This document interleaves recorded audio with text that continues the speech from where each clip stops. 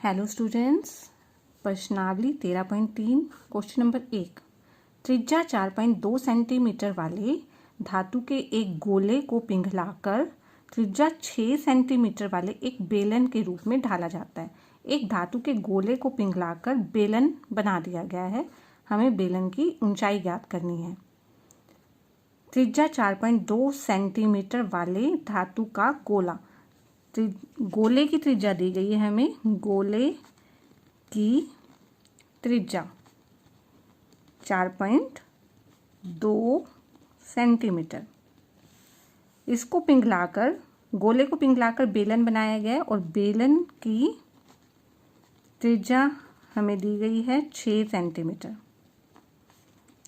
ठीक है, 6 सेंटीमीटर। हमें क्या निकालना है? बेलन की ऊंचाई निकालनी है। सबसे पहले हमें ये पता है कि गोले का आयतन बेलन के आयतन के बराबर आ जाएगा। क्यों आ जाएगा?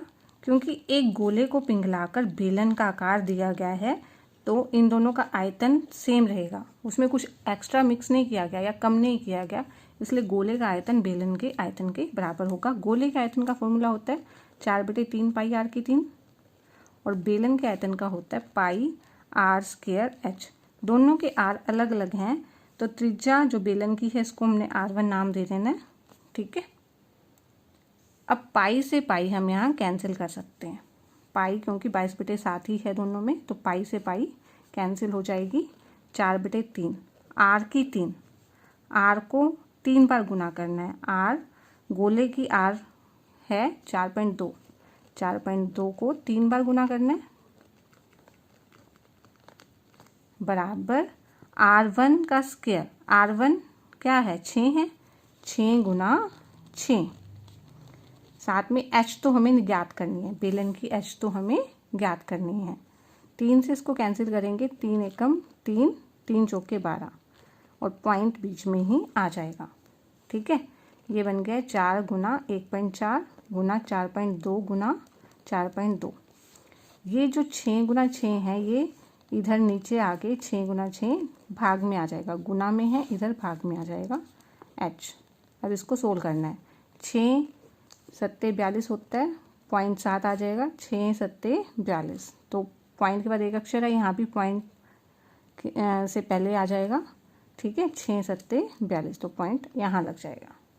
ठीक है, अब हम इनकी गुना कर लेते हैं। 14 चौके क्या होता है? 56, 14 चौके 56, पॉइंट यहाँ आ जाएगा। 7 सत्ते 49 और पॉइंट यहाँ लगेगा, क्योंकि देखो 7 सत्ते 49 हो गया, पॉइंट के बाद यहाँ एक अक्षर, यहाँ एक अक्षर, 2 अक्षर हैं, तो 2 अक्षर से पहले पॉइंट लग जाएगा, इक्वल टू h। अब इन दोनों को आप गुना करोगे, गुना करने पर इतना आ जाएगा। ठीक है, 56 को 49 से गुना करेंगे, 2744 आ जाएगा। अब पॉइंट के बाद 1 2 3 अक्षर हैं, तो 1 2 3 यहाँ पॉइंट लगाएंगे, h आ जाएगी। h हमें याद करनी थी, इसके साथ लगाएगा सेंटीमीटर। h क्या आ जाएगी? 2.7, 2.7 भी लिख सकते हैं इसको, सेंटीमीटर। क्वेश्चन नंबर 2 की स्टेटमेंट देखो। क्रमशः 6 सेंटीमीटर, 8 सेंटीमीटर और 10 सेंटीमीटर त्रिज्याओं वाले धातु के 3 ठोस गोलों को पिघलाकर एक बड़ा ठोस गोला बनाया जाता है। देखो 3 ठोस गोले थे, 6 8 10, इनको पिघला दिया है और एक बड़ा ठोस गोला बनाया जाता है। आप इससे समझें कि आपके पास 3 लड्डू हैं जिनकी त्रिज्या, गोला एक लड्डू की शेप में है, उनको मिक्स करके एक बड़ा लड्डू बनाया जाता है। तो उस गोले की हमें, यानी उस लड्डू की त्रिज्या ज्ञात करनी है। तो क्वेश्चन नंबर 2 में हमें त्रिज्याएं दी गई हैं। पहले गोले की त्रिज्या को हम r1 बोल देंगे, r1 6 सेंटीमीटर है। दूसरे गोले की त्रिज्या r2 8 सेंटीमीटर और ये दूसरे गोले की त्रिज्या, तीसरे गोले की त्रिज्या r3 है 10 सेंटीमीटर। अब इनको मिलाकर एक बड़ा लड्डू बनाया गया, बड़ा गोला बनाया गया। बड़े गोले की त्रिज्या को हम R कहेंगे, ठीक है। और ये हमें ज्ञात करनी है, ये हमें नहीं पता। बड़े गोले की त्रिज्या क्या है हमें नहीं पता, ठीक है। तो प्रश्न के अनुसार क्या है, पहले गोले प्लस दूसरे गोले प्लस तीसरे गोले, इन तीनों गोलों को मिलाकर एक बड़ा गोला बनाया गया ना। इन तीनों गोलों का आयतन किसके बराबर आ जाएगा, ये आ जाएगा बड़े गोले के आयतन के बराबर, बड़े गोले के आयतन के बराबर, क्योंकि इन तीनों को मिक्स कर कर ही बनाया गया है। इन तीनों गोलों को पिघलाकर बड़ा गोला बनाया गया है। तो इन तीनों गोलों को के आयतन को हम प्लस करेंगे तो बड़े गोले का आयतन आ जाएगा। तो गोले का आयतन का फॉर्मूला होता है 4/3 पाई, और इसमें त्रिज्या R1 है तो R1 की 3, 4/3 पाई R2 की 3, 4/3 पाई R3 की 3। फॉर्मूला है बस R की जगह R1, क्योंकि इसकी त्रिज्या हमने R1 मानी है, इसकी R2 और इसकी R3। और बड़े गोले का आयतन 4/3 पाई R लिया है इसका हमने त्रिज्या, ठीक है, तो R की 3। अब देखो 4/3 पाई सब में आ रहा है तो कैंसिल हो जाएगा, सब में से आप कैंसिल कर सकते हैं। देखो 4/3 पाई आपने कॉमन ले लिया यहाँ से, तो यहाँ R1 की 3, R2 की 3, R3 की 3 इक्वल टू 4/3 पाई R की 3। 4/3 पाई से 4/3 पाई कैंसिल। R1 6 है तो 6 की 3, R2 8 है तो 8 की 3, R3 10 है तो 10 की 3। और ये हमें निकालना है। R को 6 को अगर हम 3 बार गुना करते हैं, 6 छिके 36, 36 को 6 से गुना करते हैं तो 216 आ जाता है, 216। देखो 6 की 3 का मतलब है 6 गुना 6 गुना 6, 6 की 3 का मतलब 6 को 3 बार गुना करना। 6 छिके 36, 36 छिके 216। 8 को ऐसे ही 3 बार गुना करने पर 512, और 10 को 3 बार गुना करने पर 1000 आ जाएगा। इन सबको हम जोड़ लेते हैं।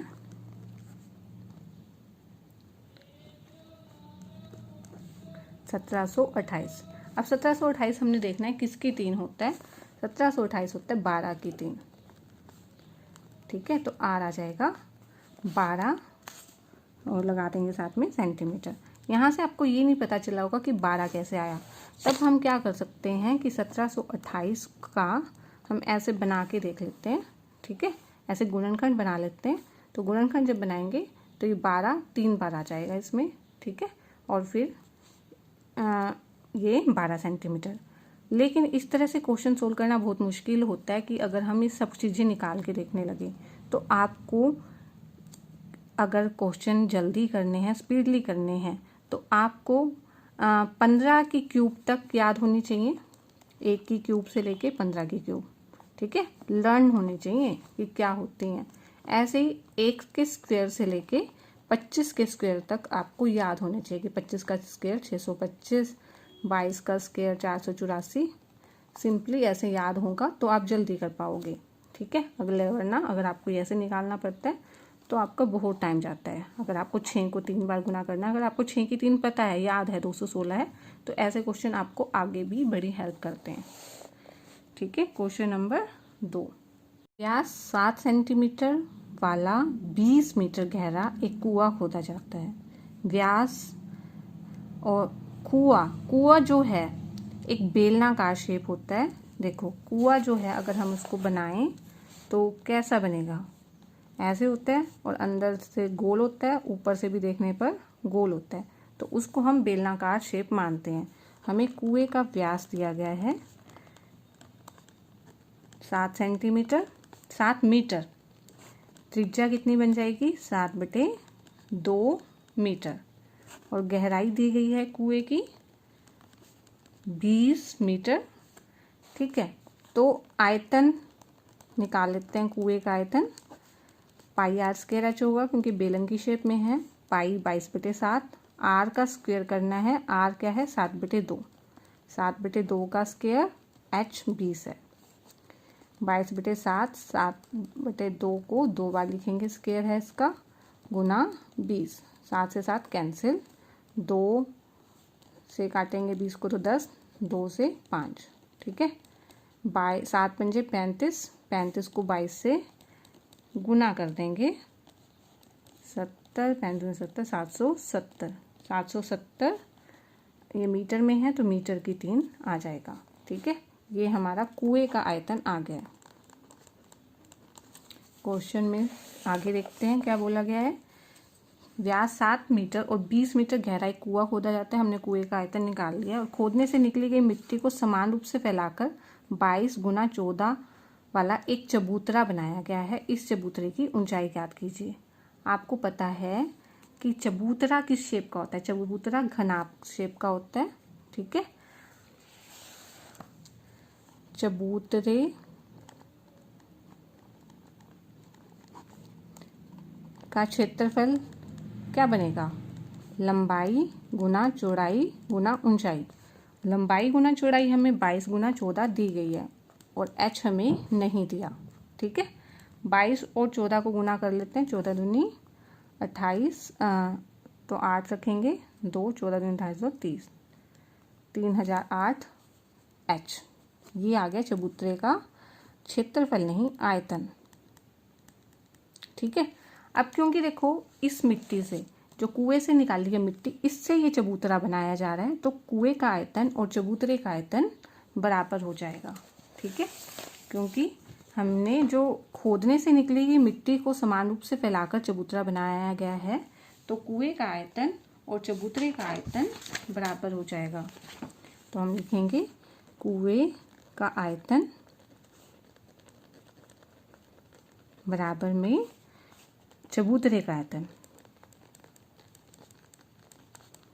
कुएं का आयतन हमने निकाला है, कितना आ गया था 770 और चबूतरे का आ गया था 308 h, ठीक है। ये 370 308 यहाँ पे इसके डिवाइड हो जाएगा और h हम निकाल सकते हैं, ठीक है।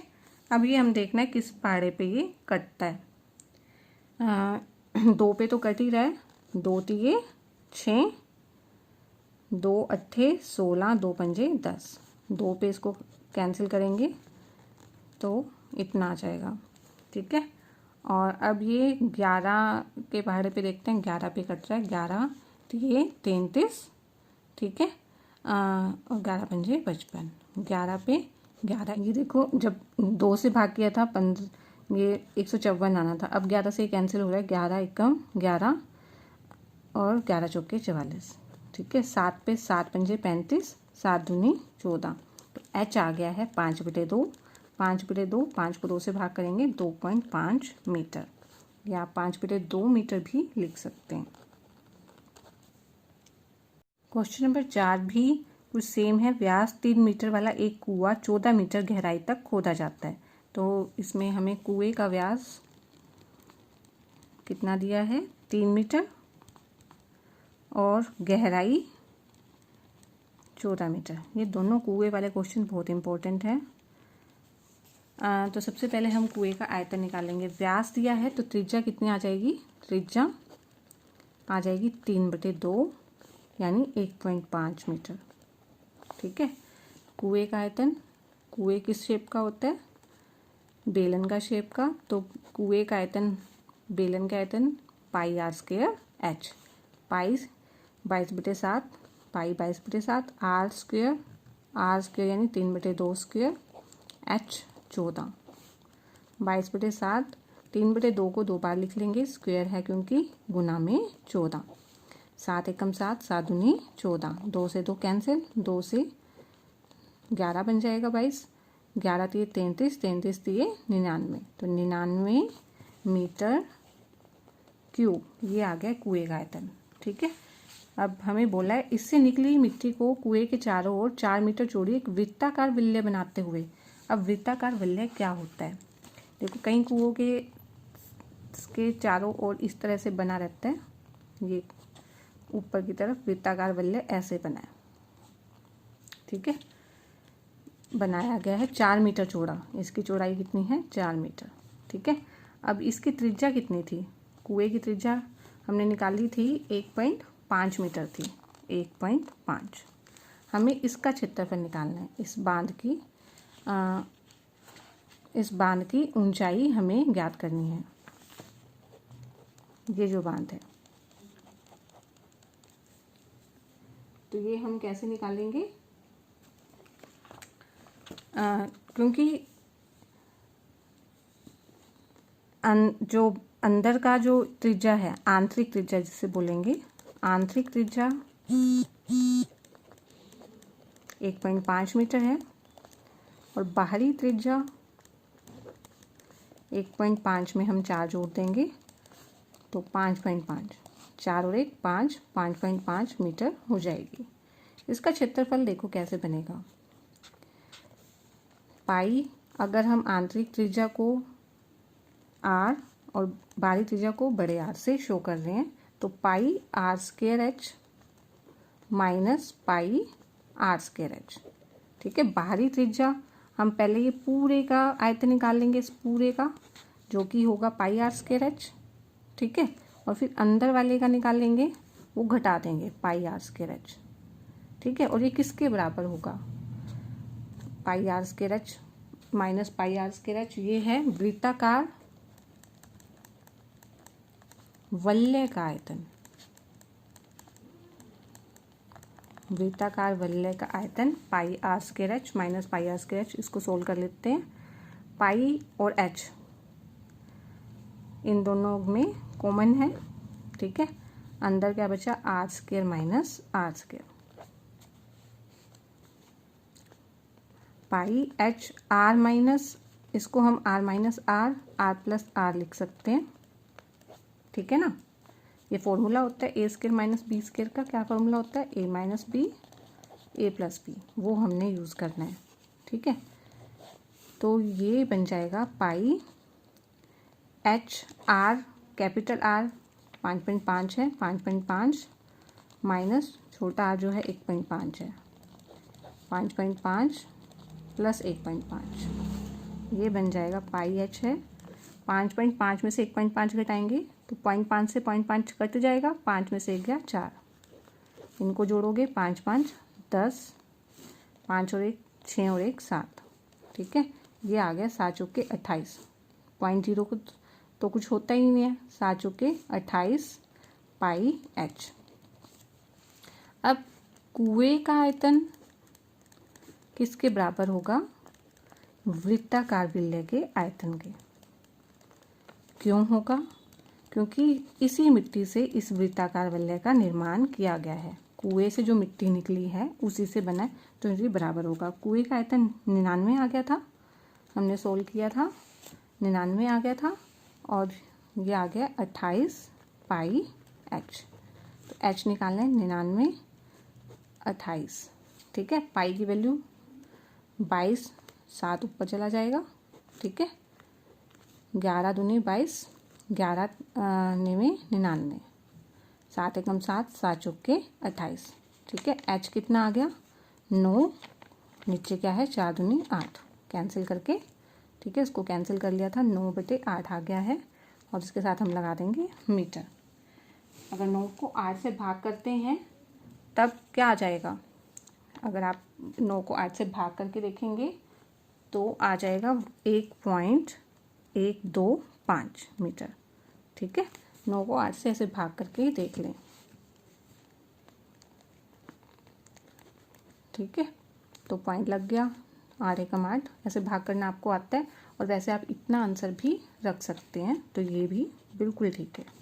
ठीक है, ये आंसर भी हम लिख सकते हैं पेपर में। नंबर 5 की स्टेटमेंट देखेंगे। व्यास 12 सेंटीमीटर और ऊंचाई 15 सेंटीमीटर वाला एक लंबवृत्तीय बेलन के आकार का बर्तन आइसक्रीम से पूरा भरा हुआ है। जो आइसक्रीम से भरा है बर्तन वो बेलन के आकार का है, बेलन का व्यास दिया गया है। ठीक है, हमें पहले देख लेना होता है किसका क्या दिया हुआ है। बेलन का व्यास 12 सेंटीमीटर, तो व्यास देते ही हम त्रिज्या निकाल लेते हैं, क्योंकि त्रिज्या की जरूरत पड़ती है हमें। त्रिज्या व्यास का आधा होती है, तो 12 का आधा 6। ऊंचाई कितनी दी है? 15 सेंटीमीटर।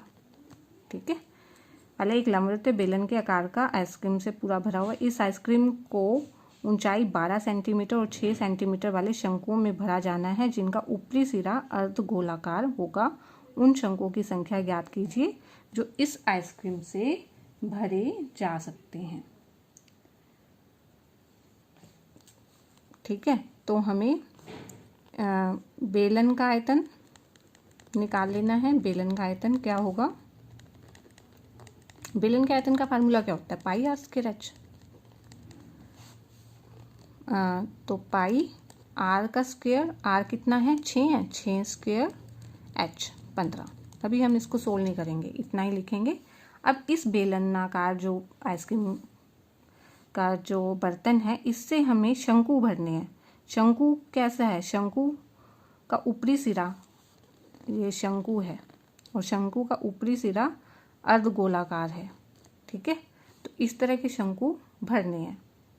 ठीक है, तो इसको हम शंकु का क्या दिया हुआ है? हमें शंकु की ऊंचाई दी गई है 12 सेंटीमीटर और व्यास दिया गया है 6 सेंटीमीटर।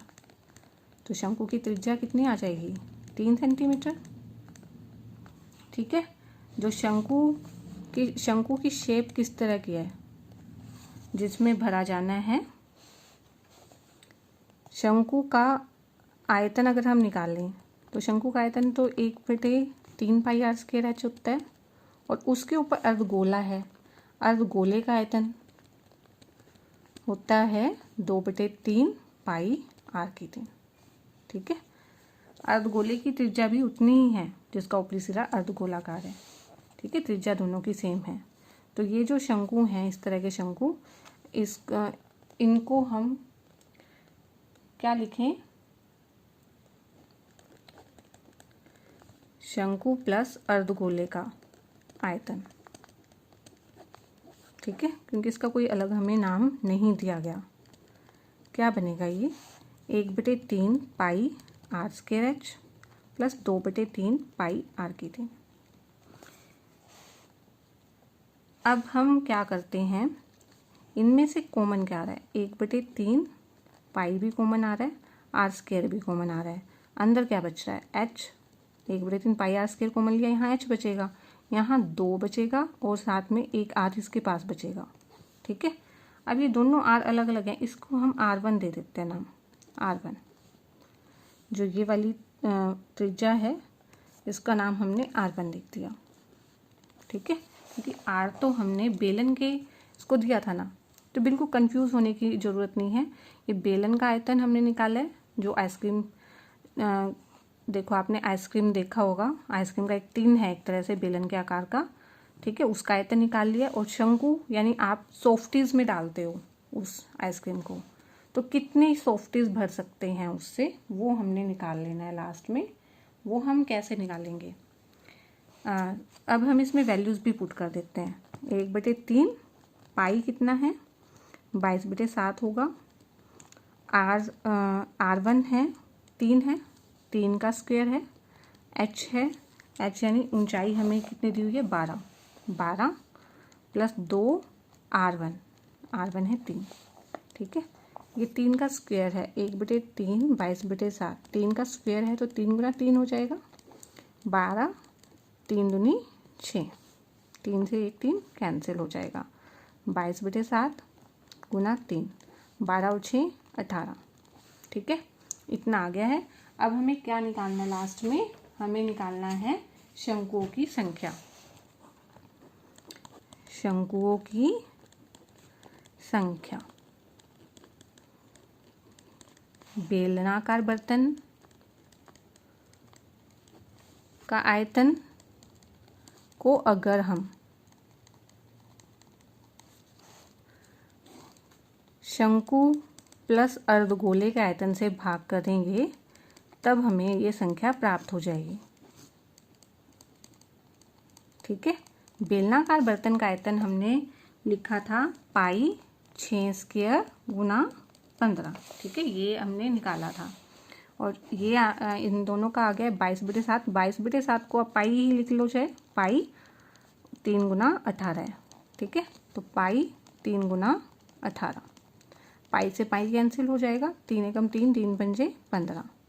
ठीक है, इसको हम 6 स्क्वायर है तो 6 गुना 5 लिख लेते हैं, 18।